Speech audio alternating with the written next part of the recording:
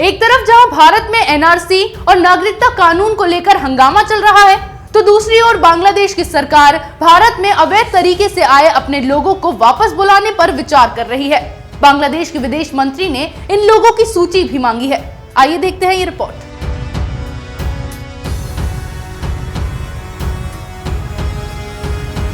NRC का विरोध इस आधार पर किया जा रहा है कि बांग्लादेशी घुसपैठियों का क्या होगा।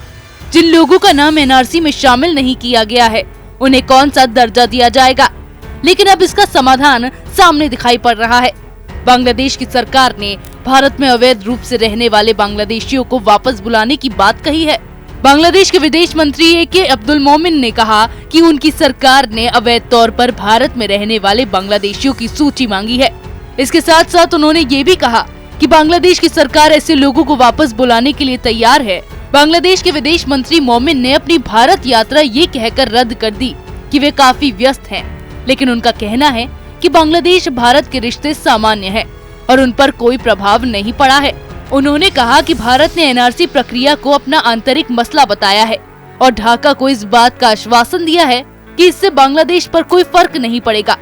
मोमिन ने बांग्लादेश में भारतीयों के घुसने की अटकलों पर विराम लगा दिया।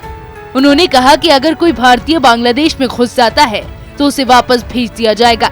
हालांकि पहले ये बात कही जा रही थी कि बांग्लादेश के विदेश मंत्री ने नागरिकता कानून के कारण भारत की यात्रा रद्द कर दी थी, लेकिन मोमिन ने इस बात से साफ इनकार कर दिया।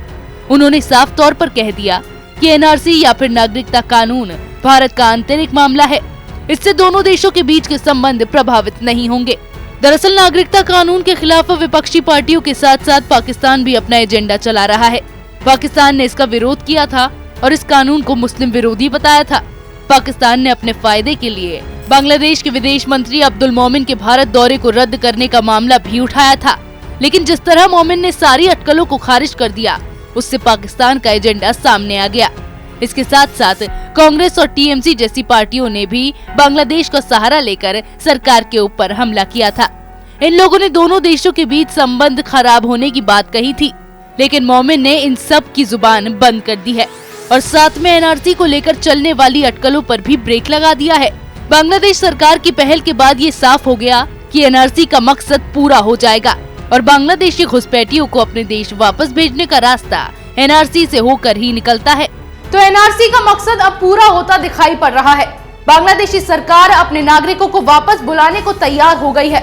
ऐसे में जो लोग एनआरसी पर सवाल उठा रहे थे, उन्हें अपना मुंह बंद कर लेना चाहिए, क्योंकि लोगों को उनके एजेंडे का पता चल गया है।